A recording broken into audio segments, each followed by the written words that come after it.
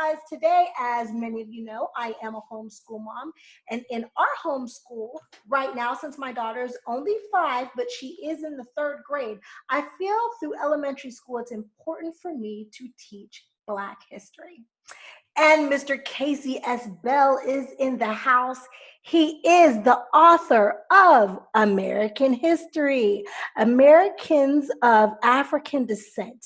And not only did he write it, but he also illustrated it. Welcome to Cherie's World, Mr. Casey Bell. Thank you. Thank you. How are you? I'm doing well, very well. Thank you so much for this. No, thank you. Courtney and I are really excited about you being here today. Thank you. I'm excited. Yes, so Courtney has young children as well. And I do too. And we are both, well, Courtney's now homeschooling as well because he has no choice. Right. Yes. So we will both be using your curriculum to teach our little ones. Good, good. Well, actually, my wife will. I got demoted to just recess and lunch. So. That's actually a good thing. Yeah.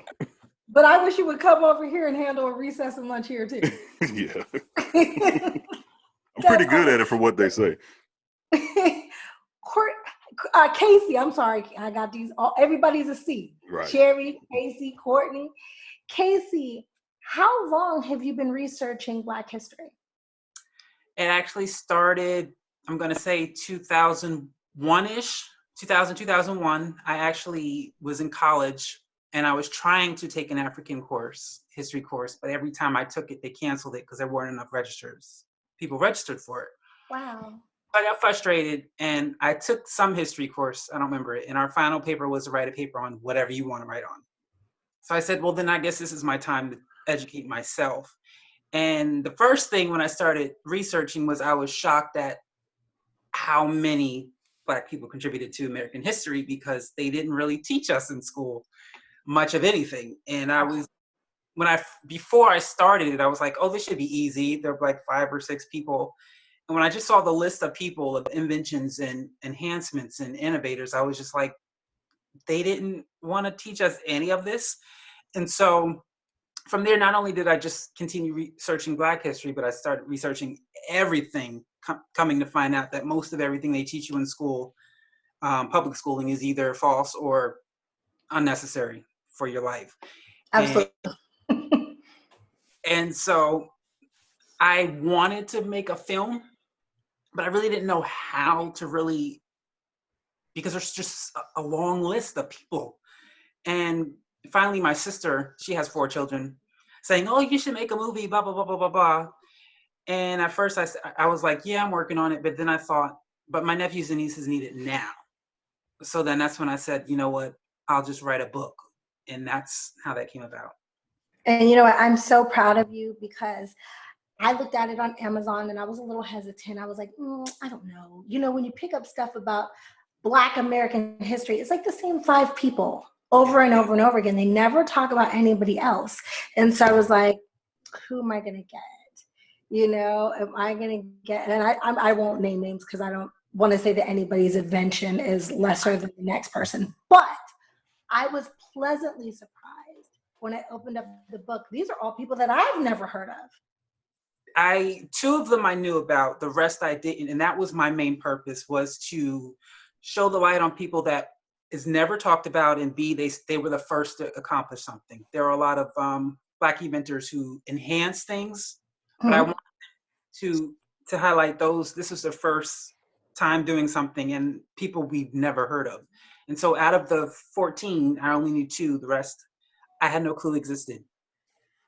Amazing. How far does your book go up to as far as Black history? Like how current is as far as Black history? If I'm not mistaken, one of the inventors in there did something in the 90s. Oh, okay. But most of it is before that. Okay. My daughter was excited because most of the time when you're reading stuff about Black inventors, all of them are dead. Yeah. And in your book, some of the people are still alive. So it gave us the opportunity to do some extension and make units out of what you had given us in the book. And she got to see that some of the people, like one of the ladies who is a doctor or something, she's still alive. And she was like really excited about that. Yeah, that was another thing, was to highlight people who are still alive. Like I don't the guy who made the 3D glasses, never knew that was a black person who made 3D glasses. Wow. All the time, and they're like one of the most fun things to do while you're watching what's called Radio City Music Hall. During this past, they had 3D glasses for a section of their show, and you'll never know those things because they're not going to teach you. And so that was my purpose of this book series, is to show people that there are more people out there in America other than Thomas Edison and Albert Einstein. Yes, and I don't want to give too much away, but there is a lady by the name of Marianne Benjamin, who my daughter is completely excited about because we fly often. So she figured out that the button when she flies, and she wants to press it, she's 5, she wants them to bring her anything. So you have made her life. I'm glad, yes. She's super. So what's next? I see that you have American history of the African descent, but you're not just interested in Black people, you're interested in everyone. Everyone, yes. It was originally just a project for my nephews and nieces, and I had originally no intentions of publishing it. I was just going to give it to them, and then I said I might as well publish it for everyone because everyone needs this information. And when I presented it, I kind of said, well, I don't want to. The best way to teach someone what they're doing is wrong is to do the opposite. And so I didn't want to exclude, because we've been excluded for so long. I wanted to make sure I included everyone. So the second book is Latin and Hispanic history, which that's been published. The third book is going to be published this month, Asian history. And then the next 5 will be published between now and 2022. Wow, so you already have them planned out. Okay, so I will pick up the next 2 because we got a little Hispanic in us too, and we need to know what's going on with our Asian brothers and sisters. So I'm so not opposed to teaching that. Now, how long have you been studying Hispanic history? Not long. Once I came up with the idea that I didn't want to exclude anyone and I wanted to include, all ethnicities, I just started researching everyone. And like I said, it was exhausting, but I was excited because I still felt like, okay, you can't teach everything obviously in school, but they could at least teach 10% of the stuff. They don't even touch bases. I mean, when I was in school, we were taught that women didn't have any freedom to do anything till the 1920s. And you do all this research, and they're doctors and lawyers, and they're all these things in the 1800s and accomplishing so much. And I'm like, well, why didn't you teach us that? And I was just, like I said, I was also frustrated because research wasn't as easy as I would like it to be, because obviously they've kind of threw away this information as if it didn't matter. Right. So I had to really search and search and search and search and search and search. But I'm excited that I finally got a chance to finish, thankfully, this pandemic, because originally, once I set out each book, for each year, I was just going to work on that book for that year. Procrastination, basically, laziness. So when the pandemic happened, I was like, I have nothing to do. So it took me 3 weeks to complete the entire series. The entire series. And can I ask for a sneak peek as a fan? What does the series consist of? So I'm not exactly sure the order yet, but Okay. So we already have African American, Latin, Hispanic, and then Asian, and then we have Native American. We have many Mid-Easterns. We have Pacific Islanders, Europeans, and then we have North, Central, and South Americans. I love the fact that you actually broke it down, because it is all different and people really don't know that. Yeah. Okay, so I'm going to want a whole box set. I just feel like, it's great that my kid one day, sure, she will have to know what's being taught in the public school system. But I honestly feel that when you allow the oppressor to educate your Black children, it does something to their self-esteem. And I don't want her to believe that her history starts with slavery, because that's so far from the truth. Well, the thing is, when they teach Black history in school, mostly they teach slavery and segregation. But if you think about it, that's not actually Black history. That's white What history.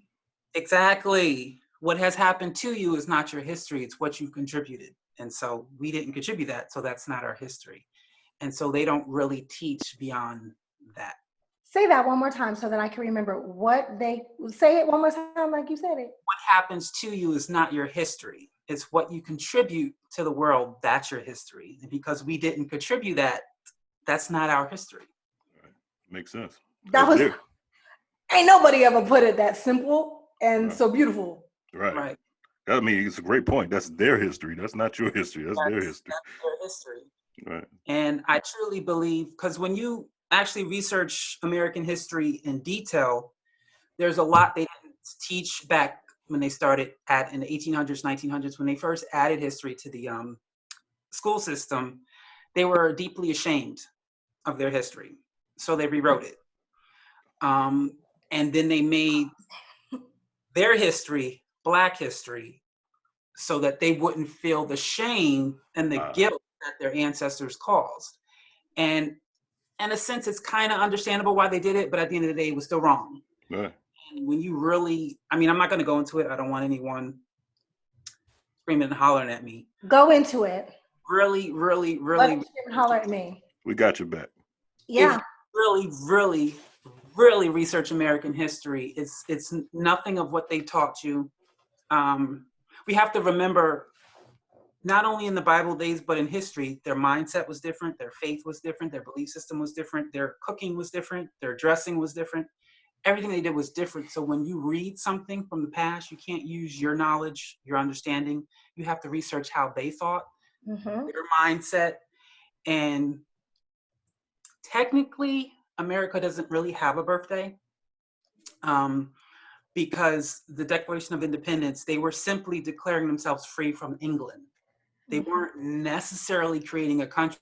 They were just telling, because once the English people came to America and they stole the land, et cetera, England kept coming to America trying to bring them back. So all the Declaration of Independence was telling England, leave us alone, we're staying here, we're not going back. When you read all men are created equal, and people say, well, then how come they didn't make all men equal? Because in their mindset, you were only a man if you were white and English specifically. Even if you were white and Italian, you weren't a man. White and Irish, you weren't a man. Their mindset was if you were not white and English, you were a barbarian. You weren't human. So when we talk about racism, it's really difficult, because if you're Italian, your ancestors were mistreated when they came to America just as much as the Black people.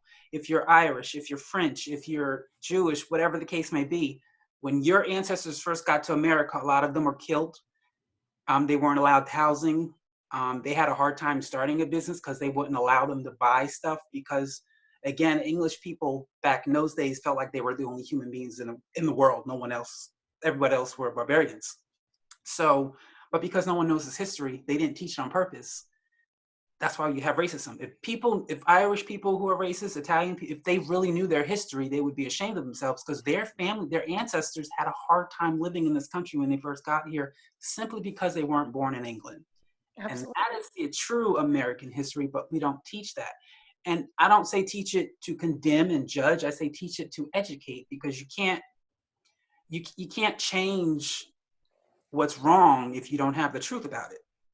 If you have a bunch of lies, then it's difficult to actually teach people where this started and how to put it into it. So I've been very into it, just researching our history and realizing that they just had different mindsets back then, no condemnation to them. Yes, it was 100% wrong, but they just had a different mindset, and you should never read anything from the past with your mindset, because it didn't exist at the time they wrote it. Hey, how do you think the reception that you're going to get as far as being a Black man writing Asian history and Latino history and stuff like that? How do you think the reception? I mean, I think it's dope, but how do you think the reception from that race would be? I really don't know. White people write about us all the time. Yeah, So yeah, right. it's really, all I did was research people who did something and put them in a book. Mhm. And I can promise you, most of them don't even know those people exist either, because Yeah. I purposely chose people who, I mean, some of them I couldn't even find a birth date for them. So I'm Wow. thinking, are they angels or something? Like, I couldn't find a birth date. But these were people that I just, like I said, never knew existed. They did some great things. They invented some great things that we use today. Color television. I can't think of any off the top of my head, but I mean, just in researching, windshield wipers, a woman did that. I mean, it's Of just, course a woman did. That makes it's detail. Yeah. yes. So it's like, it's just the simple things we look at every day. We forget someone had to come up with it because it didn't exist at some point in time. And we don't really take the time to find out who did bring this to Earth so that we can all enjoy it. Wow. I'm over here just flabbergasted. Can the Hispanic side of me answer that question? I don't know about the rest of the Latinas, okay? But I'm really excited because somebody needed to take the lead. And you're right, the oppressor has always been writing about us. It's nice to be educated by one of our own. We all brown. I think they'll appreciate it. Even, I can't speak for Asians. I'm not Asian, but I like food. But I think that they will appreciate it as well.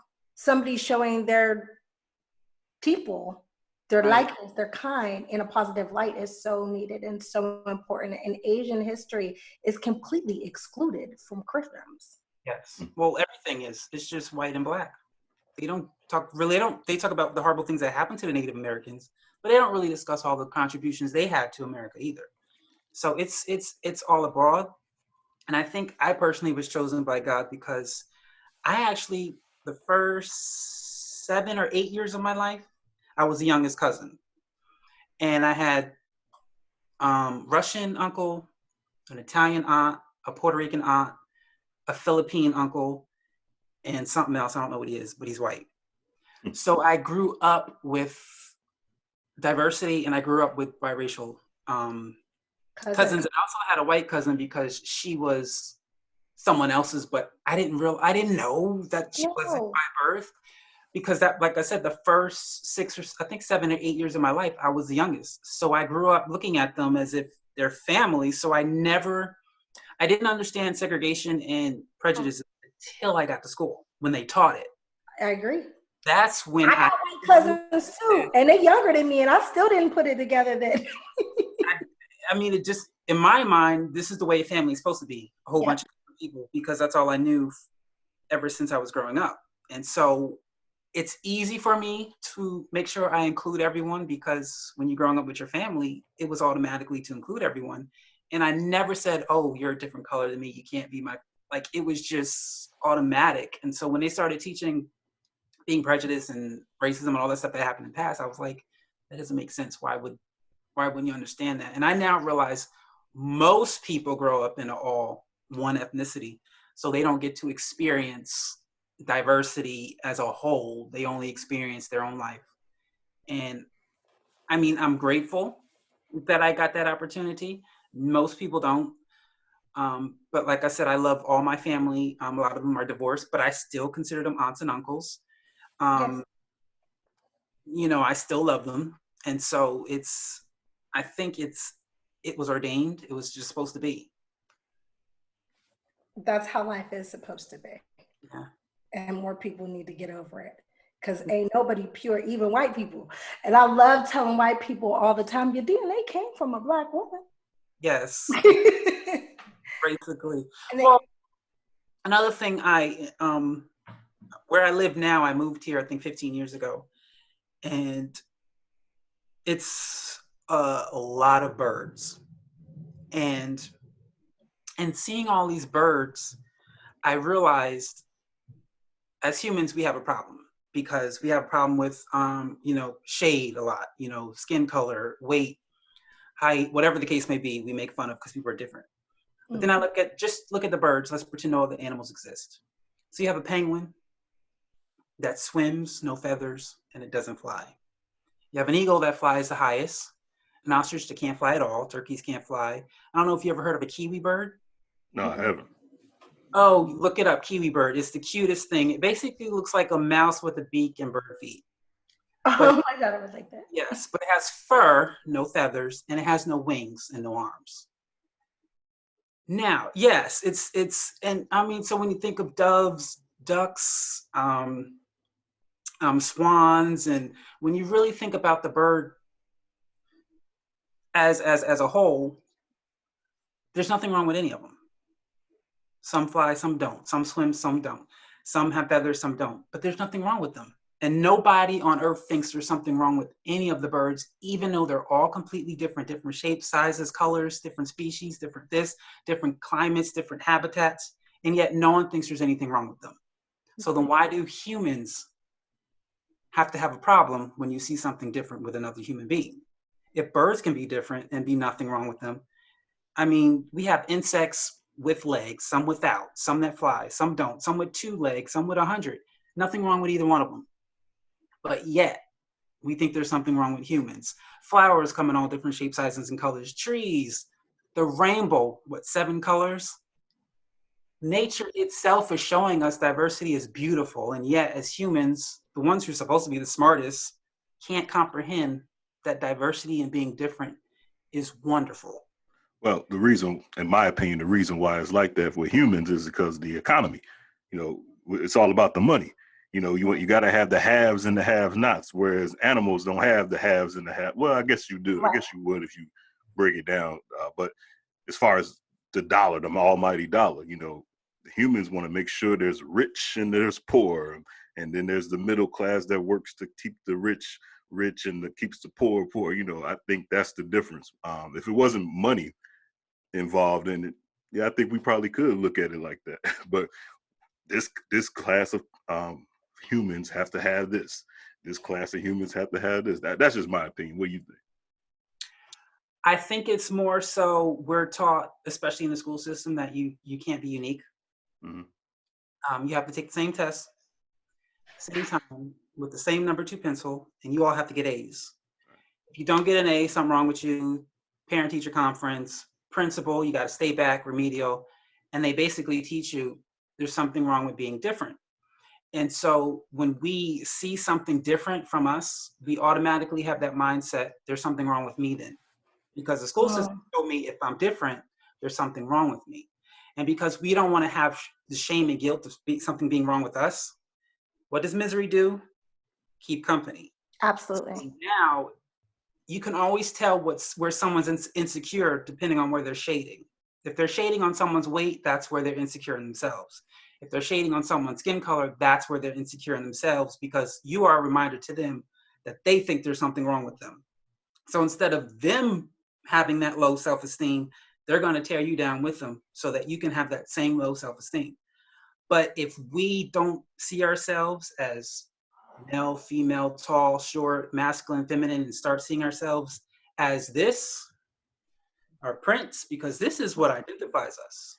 No one ever looks at their fingerprint and goes, wow, mine's different from someone else's. There must be something wrong with me. And so we are constantly being told that we have to be the same, even in school. Like I said, if you take birds, there's something you can teach them. You can't teach them all to fly.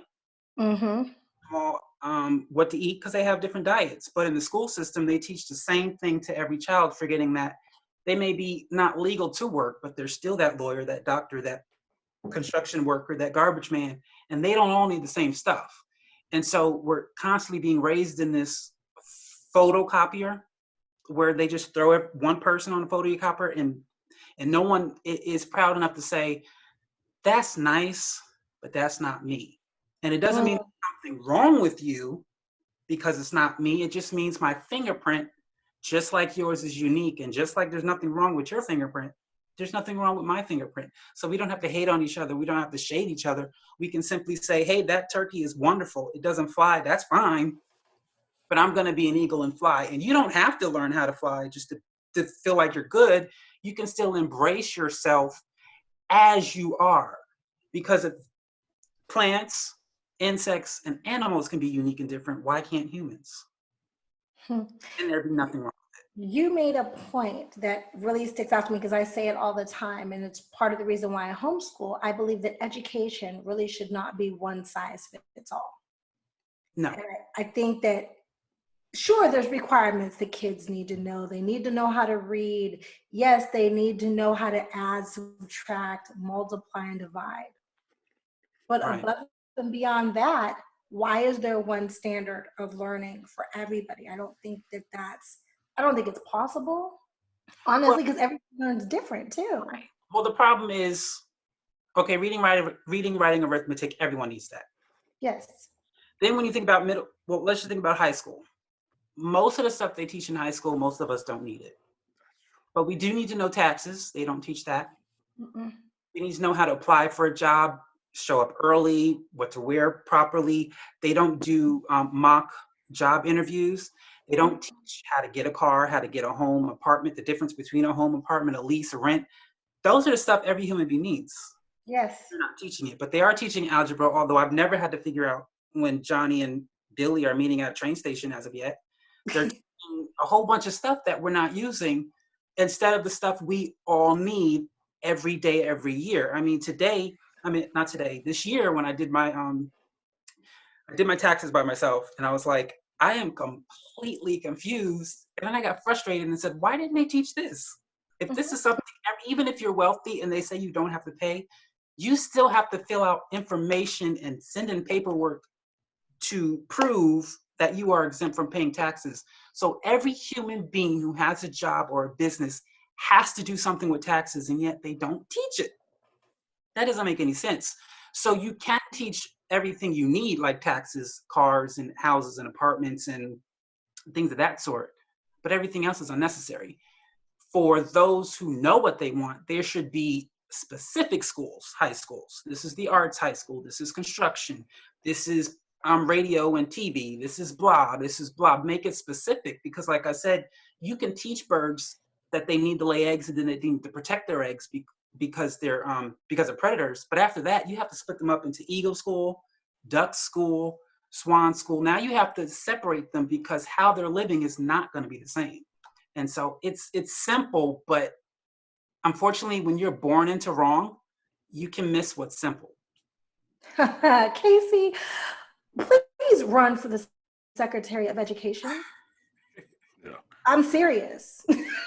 I'm dead serious, because equality is important to you. You're educated about education. We don't have that. No. The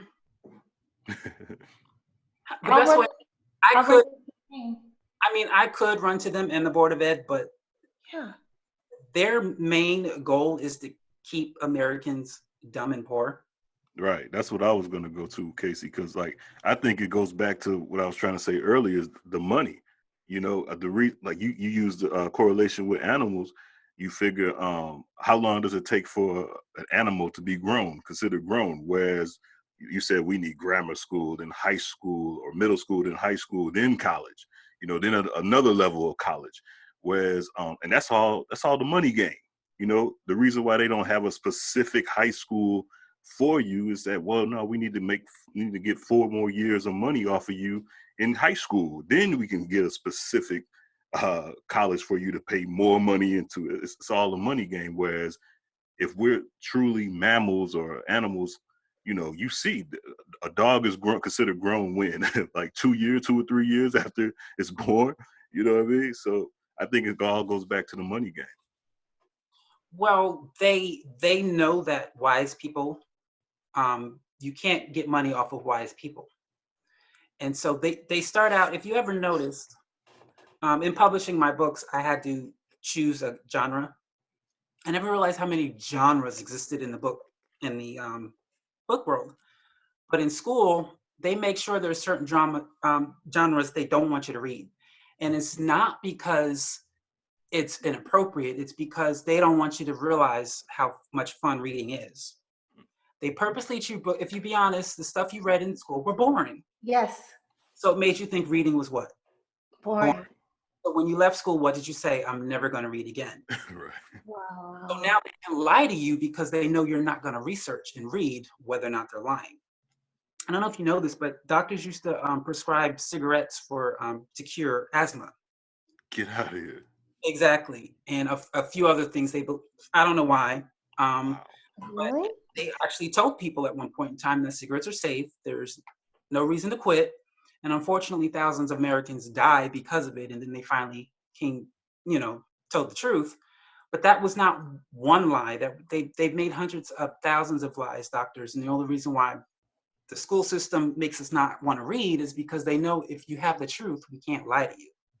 And so the school system, believe it or not, it was originally created by the Catholic Church, and illegally the government took it away from the Catholic Church and made public schooling. And their main goal was to keep Americans ignorant, because if we can keep them ignorant, then we can control them. They can be our slaves. If you really think about it, slavery was never abolished. They just changed who would be slaves. If you're in prison, you're a slave because someone tells you when to get up, when to go to sleep, what you can't eat, when you can eat. Same thing with the school system. Someone tells you when you can eat, when you can't eat, how much you can eat of it, when you're learning this, when you're learning that. They choose your schedule. They choose everything for you. When you come in and you can't be late, or you're going to get, I was actually close to not graduating high school because I had too many lates. And Me too. when I checked, someone said you should just check just to make sure you don't have unexcused absences. And I checked, and two of them were excused, but they didn't excuse them. But I was so close to not graduating because they're saying you can't this and this. So they're controlling your freedom. They're controlling everything about you. And it's sad because we think school is education, and school is not education. It's information. Inform- Information is the key to unlock the door. Education is actually unlocking the door. If you never unlock the door, you're not being educated. You're simply being informed on how to do it. And the school system never gives you the chance to actually experience what you're learning. You never get to get up.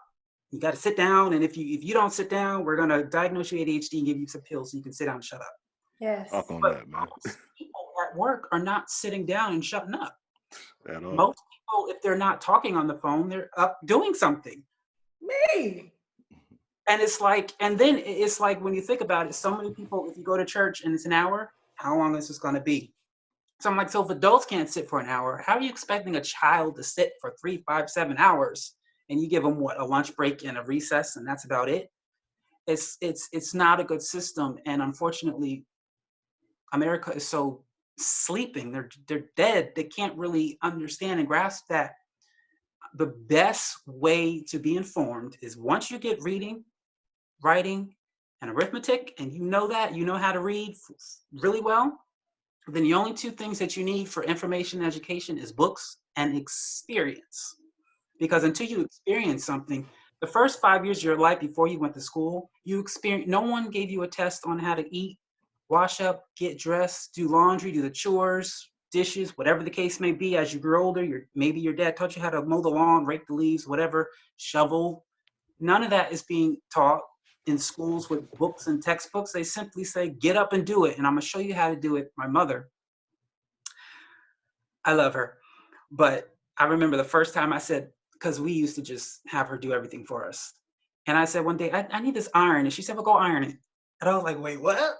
You iron it? She's like, go iron it. And I said, but I don't know how. She said, you see me do it 100 times. Get up and iron it.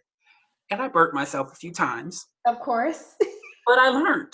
Same thing with laundry. She just one day said, I'm not doing it anymore. Go down there and do it. And it was like, what? I messed up, a few of my clothes with the bleach one too many times. But I learned. And I didn't need a textbook. I didn't need to take a test. I didn't need to take the SATs. I just did it. And that's really how we learn, by doing, experiencing.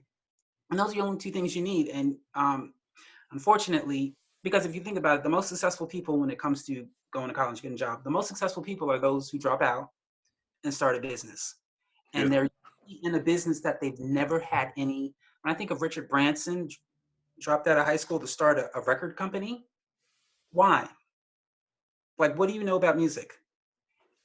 He started Virgin Records, and then he started Virgin Airlines. So yes, you knew a lot about recording music, but what do you know about flying airplanes? He did it. He wrote on enough of them. Exactly. I honestly believe that was the connection. Why am I wasting money with these flights with my artists when I can have my own? And we don't You know, we don't really think about common sense too much. And I truly believe even now with this whole, and I think this is a setup in some kind of way, the pandemic, because it's Absolutely. forcing us to rethink education. You know, I mean, in my personal opinion, you can beat me up if you want. I think we make too much of big of a deal of getting a diploma, high school diploma, and college. It, Absolutely. it's just, there is no evidence that it does anything good for us. When I look at social media and I hear, what is it called? Hump Day and Friday Eve. I'm like, so if college is supposed to make you successful, why do you hate 5 days of the week? Why are you waiting to not go to work? Why are you waiting to get off of work? Why are you dreading to go to work? That's not success. And if it is, give me failure. Because I don't want to hate days of the week. I don't want to hate my work. I don't want to dread getting up and, oh, another day. I have to I hate my boss and all my coworkers. Blah, blah, blah, blah. And I it's just, love that you that's say that. not success. I And agree we won't. because I love Monday. I feel like it's a new start of a beginning for me to start something new that I want to accomplish. Friday don't mean nothing to me because I work Saturday and Sunday as well, but I do it because I want to, not because I have to. So I totally feel you. And why do you have to wait till Friday to party? I don't understand that. Why do you have to wait for a day where you can be happy with yourself? That's what, 2 days, Friday and Saturday, the only days of the week you're going to be happy. That's not a lot of happy days. No, that's so sad. Like I can't wait to go back and shoot punky because we probably are going to shoot Monday through Friday, and Monday through Friday is going to be a big party for me. Yeah. And then I'm gonna go home and learn my lines and wait to go back on Monday. I mean, you're doing something you love as well. It's a lot of people that go to school and be struggling in school just to get a job, and they realize after you're working that job, you don't even like that job. But No. you know, you're conditioned to do that job because they the money thing. I Ah, was gonna say, fuck if but I. don't get me wrong. If it wasn't for money, wouldn't be no actress either. Right. Well, but But you genuinely love what you do, though, right? Yes, I do. Okay. you're supposed. Sometimes. Well, you're supposed to. You shouldn't hate getting up in the morning. I'll just put it that way. Yeah. But let's face it, I'm still black, right? So even though I go to a job that I love with people that I love, some days I'm like, I don't want to get up and go at 9 o'clock. That's too early. Well, I guess for me, I can't relate to that because, well, my jobs are closed, but I usually work at a theater. So mostly I'm working at night. So I get to like sleep in. I don't sleep in, but I could if I wanted to. But the day I have to work, I'm just like, is it time yet? Is it time? Like, I'm really excited. Really? And then once I get there and it's time for me to leave, because I work in the box office, so I usually can leave 30 minutes to an hour after the show's over. I don't want to actually, once it starts, I can leave 30 minutes to an hour once it started. I don't have to stay for the whole night. I usually stay for the whole night because I literally try to leave and then I'm like, I don't feel like leaving right now. I'll just stay. And so Oh, I'll I'll help out, but mostly I, see the show, whatever show is going on. But it's a joy. And no, you're not gonna like every single day at work, but it shouldn't yeah. be. You shouldn't also be hating every day. Work, you really should enjoy going. And people don't understand. Work is an experience where you learn yourself. You learn how to grow because you learn how to deal with people. I've worked in customer service since 2003. I never realized it really. I'll say customer service helped me be nicer, be kinder when I go somewhere. I don't care how wrong they are. I will, okay, whatever. I'm sorry, my fault. Like I won't scream, holler. I'll just as long as I got what I got, you don't have to smile at me. You don't have to greet me. I don't care about anything. Just give me and I'll leave because dealing with these customers, sometimes they get mad over nothing. Mm-hmm. Like, I'm sorry, I made a mistake. I had one person say, you're not smiling enough. And I'm like, oh, okay, sorry. I'll smile more for you. Having a bad day. It's like did you come here to get what you were getting or did you come here to get me to smile at you, And so, but it's really taught me a lot about myself. It's taught me to grow. It's taught me about people. And it's funny because when I was in college, right before I was graduating, the professor asked me, because I went to college for theater, didn't quite work out as I was hoping, but she said, if you could not work in theater, where would you work? And I said, I would be a psychologist. And it's funny because technically I'm not legally a psychologist, but that's what I work with. I can ask someone questions. First, if the way they're coming, I can already guess what the problem is and then ask them questions and in a sense counsel them in a sense that they don't even realize they're being counseled. And I was like, wow. So even though I'm not a legal psychologist, I'm still a psychologist. And so working for me has taught me people and their personalities and different character traits and how to deal with these people, because you can't deal with everyone exactly the same, which is another reason why school is not good, because we all learn differently. Some learn by sight, some learn by hearing, some learn by doing, and you can't expect every child to learn the same way. And it's kind of,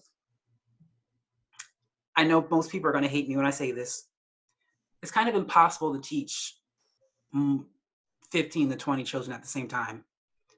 It really needs to be, I'll say 1 to 7.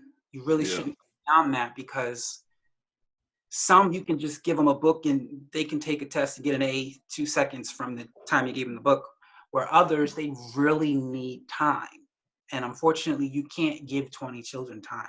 And 15 to 20 is like the best case scenario. Normally these classes are packed more than that. Yeah. I agree, because if I had 30, I'll say 30 of my daughter, I will go crazy. People always ask me, Cherie, you can have more kids? And one of my biggest things is no, because I can't put the time in with more as I do with her. And if I can't treat all my children the same, I can't have no more, and I'll be sleepy by 8 o'clock. Okay. I'll probably have children when I'm 50. You're still able to, though. Yeah, I have 11 nephews and nieces. I love them all, but I'm happy when they get to go back home. Right. You get to send them on out. So are children in your future? I think they are, yes. I mean, it's funny. I've always wanted children until I started having nephews and nieces, because it's the fact that as of now, I can't see myself being selfless enough to have children, if that makes sense. Yes. Because a lot of people grow up, raise their children differently because they don't realize you do have to make sacrifices. Yes. Be trying to go to the club at 12 a.m. at night when you have a baby. You got to give that up. Yes, you may not want to, but there's certain sacrifices you have to make when you have children. You should make. Absolutely. You should. And right now, I'm not ready to do that. But I am aware that in the future, I can mature and decide I'm ready to give up this stuff so that I can start raising responsible children who know how to be responsible for the decisions they make, as opposed to blaming everyone for their whatever. How old are you, man? Oh, sorry. 38. 30, okay. I had my daughter when I was 38. I think that it is important, especially in our community, that we start planning for our children, and we have children when we're ready, and we stop letting children happen to us. Yes. It really, yes. You need such a difference. You need to, first of all, you need to research children. And the best way to do that is, if it's allowed, go to a nursery. Well, they're all closed now. But if they ever open up again, just go to a nursery and say, would you mind if I volunteer for the whole day just to see what having children is like? And you don't get to leave when you get tired of them. You got to stay the entire day. And that in itself can teach you, because most people who get pregnant don't understand children. And I remember one of my boss's daughter had a child. And oh no, Casey, you froze. Froze for Courtney, I really like this dude. Yeah, he's deep. I like that. He's actually been froze for a while. Let me see if I can get him back.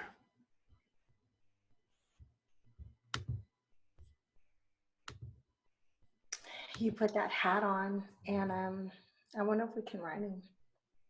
Should I try to write him? I think he's back. Here you go. There you go. Hey. Okay, so the last thing I heard is most people don't understand children.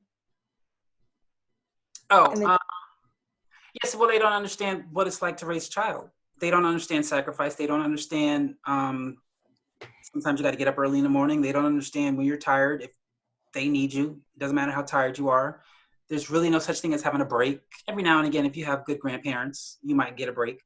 But they don't understand the hard work, diaper changing, feeding, like all of the work, the time, the attention that they need, feeding them.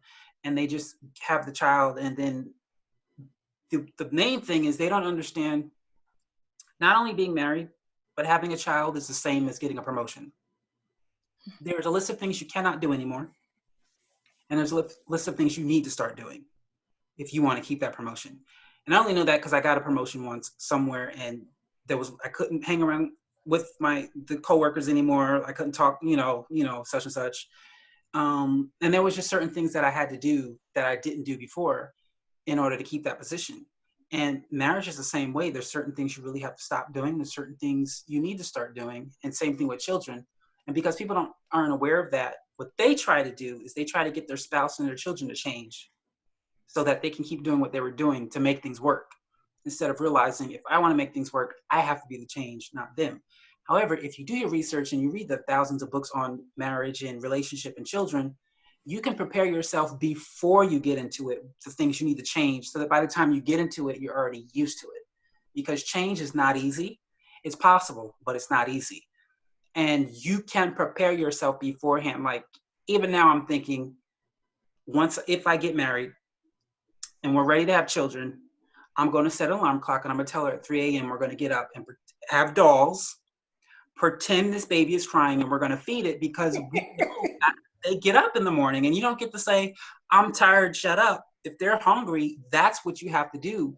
And if you get on that cycle before you have the child, it's not going to be easy, but it'll be easier once the child comes, because you're already in the pattern. And so it's simple things like that people can do.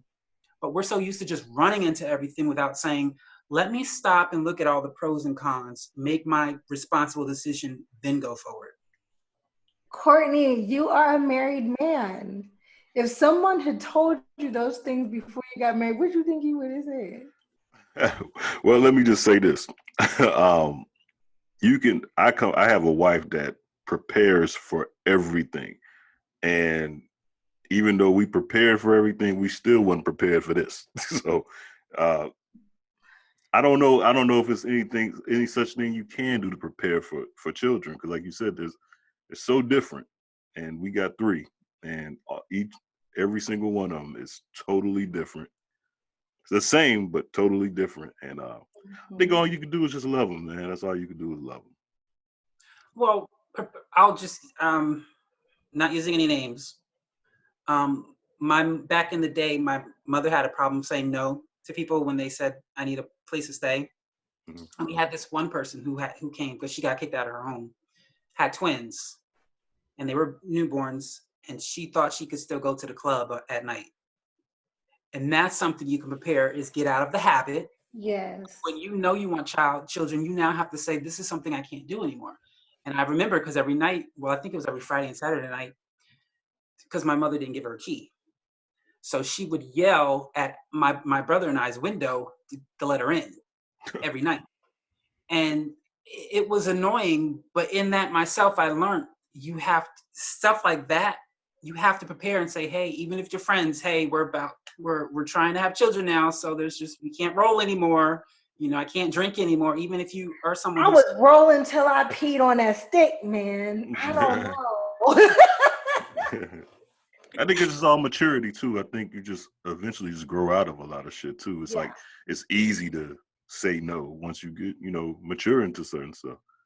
Some do, some don't, unfortunately. Some do, some don't, right. I wanted a baby, but I definitely was like rock star right up to the last itty bitty moment. But what I can tell you is I knew that it was time for that part of my life to expire, is when I was in the club for 2 hours texting my uncle. And then he called me and I was like, I can't hear you. And he was like, where are you? I was like, I'm at the club. He's like, well, why are you texting me? I was like, I'm bored. Yeah, it's time to go. And so he said, why are you bored? And I said, well, I'm bored, but I haven't left yet because I drove, because I was the designated driver. And I was like, I have people with me and I don't want to make them leave because I'm bored. Wow, that's interesting. He was like, how long have you been there? I was like, way too long. But he thought I was like home. Right. Something no one ever asked me, Cherie. Courtney, would you like to be the designated driver tonight? That's never happened. I wonder why. I got you, They could at Courtney. least ask. I'll be your designator. You know what? I had a friend like that. And I will say her name because I love you, Jacelyn. Jacelyn was supposed to be the designated driver one day. Let's just say that didn't work out. Yeah. And ever since that fundamental moment, I was like, you know what? I'm just going to volunteer. Right. I'm going to get home. Hey, Casey, let me ask you this. I see you just like the overall entrepreneur. You got a clothing store as well? It's not necessarily a store, but it's a website where if you throw your designs on it, they make, when someone buys it, they make it. But I do design. Okay. What do you design, Casey? Mostly t-shirts, but I do have a where is it? Like a women's online shop, storecy.com if you go there, or csbfashions.weebly.com is another website you can go to. Neckties, shoes, flip-flops, a whole bunch of stuff. Oh, wow. So what is your passion when it comes to clothes? Like I see you have a tie on now. Is that one of yours? It is not one of mine. I don't have one on hand, unfortunately. How do I say? If you actually go to find my neckties, originally I wasn't going to do it because I thought nobody's going to buy these. But I feel like when it comes to clothing, we're too serious. Yeah. I understand if you work in Wall Street, you can only wear certain stuff. But on a free day, we shouldn't be so, oh, that's to this and that's to that and that's to this. And the neckties, some are nice, you can wear, but some are just loud and crazy. And that's my inspiration, is getting over, oh, what are they going to think about me? And it's like, who cares? I mean, who cares? I always say, if they're not, the only time you need to care what someone thinks about you is if every time a bill comes in your mail, they pay it in full. That's when you care. But if they're not paying anything for you, if they call and say, if you don't pay this bill, we're going to repossess your car, you don't get to say, yeah, but I have a whole bunch of likes on Facebook. That's not going to do anything for you. You know, we're going to turn out the lights, but what are my friends going to think? Don't care if you don't pay this bill. And so that's, if they can't do anything for you financially, emotionally, spiritually, there's no reason for you to even care what they think. How was things on the East Coast? I see you a Jersey kid. So like, how is in this craziness? I heard New York, Jersey, just overall Philly, all that has been crazy. How has things been for you? Pretty normal for the most part. I do know that New Jersey is one of the, I think the second highest of deaths with the pandemic. But I mean, obviously there's a lot less people on roads. Things are empty. A lot of things are closed. But other than that, I mean, it's funny though, because I grew up a houseboy. Like, I did not go out much. I had an addiction to television. I can watch anywhere from 15 to 20 hours straight. Sometimes I would be up at like from 12 a.m. to like 6 a.m. just watching television. And so I was used to being like in. And then I went to college and that completely changed. I started going out more, especially when I got my first job. I started working, I started going out more. And it's funny because it got to a point to where I couldn't stay in the house for too long. I had to get out and do something. Sometimes I would just walk to exercise. So this pandemic is kind of, I'm relearning how to be back in the house like I used to all the time. But I will say for me, I've learned that there are 3 ways to come out of here. Worse, the same, or better. And I choose to come out better. I've been working on many things. I hope you don't find offense to this, Cherie, but I've been working on. I've been thinking about family matters. I know how much you guys want to get together, but I realized Family Matters was a nice vehicle, but you don't need. There are hundreds of vehicles, so I've wrote you guys a script, It's a short film. It's like 17 pages long, not long at all. And you can do it from home. I wrote it purposely for the pandemic. And I made sure, again, I did not exclude anyone. Everyone is in there, including the second Harriet.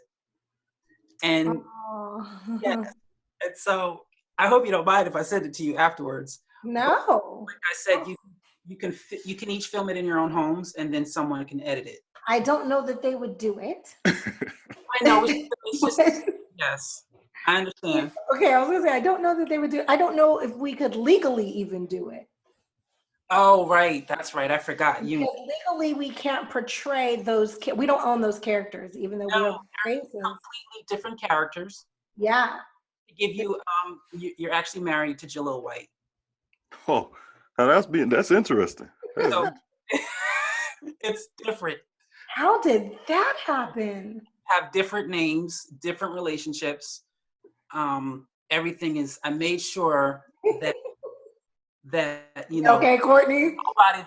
Nobody is going to say Family Matters because it has nothing to do with Family Matters. It doesn't have anything to do with Family Matters? Nothing. Absolutely nothing. I just used the actors. The actors. Oh, well, then legally we might be able to try it out. Yeah. So he does not play Urkel? No. He might be interested. That's not. Have you written him? Huh? Have you written him about it? I haven't written anyone. I was gonna say, I haven't written anyone. Okay, so I know Sean, you might see this. Kelly, you might see this. Jamie, what y'all think? Sean and Kelly are married. Sean and Kelly are married. All right. Right. So we was good for that anyway on the show. Yes. It's different. It's kind of funny. Is the original Judy on there? You said you got every character. Now you remember it was 2 Judys. She's not in the short. I got you. The short film I wrote, she's not in it. The original Judy, but I do have a longer film that even the original Richies are in it. Oh wow! Well, you really thought about that. Would be fun, honestly. A set of twins who played Richie the first season. Yeah. I like your mind, Casey. Thank you. I think it would be a lot of fun. I don't know if everybody else would get down with the get down, but I think you should reach out to I think it would be received different than me reaching out to people than the creator reaching out to people. Okay, I'll definitely do that. Well, just so that you know, Casey, for you, I'm in. Oh, thank you. I don't know if the rest of them will do it, but for you, I'm in. So you be watching Family Matters you used to watch Family Matters from like 12 p.m. to 6 a.m.? No, that wasn't on. Mostly movies or, believe it or not, paid programming. Oh, okay. So you be paying for stuff over and over and over again? Pay for it, which is what I just, like I said, I had an addiction. I felt like I needed to watch television and I couldn't turn it off. Wow. You know, I had that same addiction, if we're talking about the same thing, when I was a teenager. No, we're not talking about the same thing, Courtney. Oh, okay. All right. I had that same one if we're talking about the same. Casey, can you tell us how can Cherie's World listeners reach out to you or get in touch with you to figure out what you got going on? I can't even talk because I'm over here laughing at Courtney. Sure. Author Casey Bell is the best way to contact me. If you go to authorcaseybell.com and you click on the social media tab, there's all my social media. And since we were talking about information and education, I have a book out called To College or Not to College. If you're okay, for the listeners who are okay with getting the ebook and not the actual book, if you click on Free College Free on my website, you can download the ebook for free. Free? Did you hear that? Everybody like free. Casey, tell them the name of that book again. To College or Not to College. It is, the first half is To College, tells you what you should know before you go to college, while you're in college, and after you go to college. And then Not to College is what you can do if you choose not to go to college. Free books, y'all. Mr. Casey S. Bell. Pick it up. It's going to be a series. And Casey, whenever you have something else, please let us know. Please come back. Sure. I sure will. Hey, please like and subscribe to my YouTube channel. It is the official Cherie Johnson. That way you never miss one of our Cherie's World podcasts.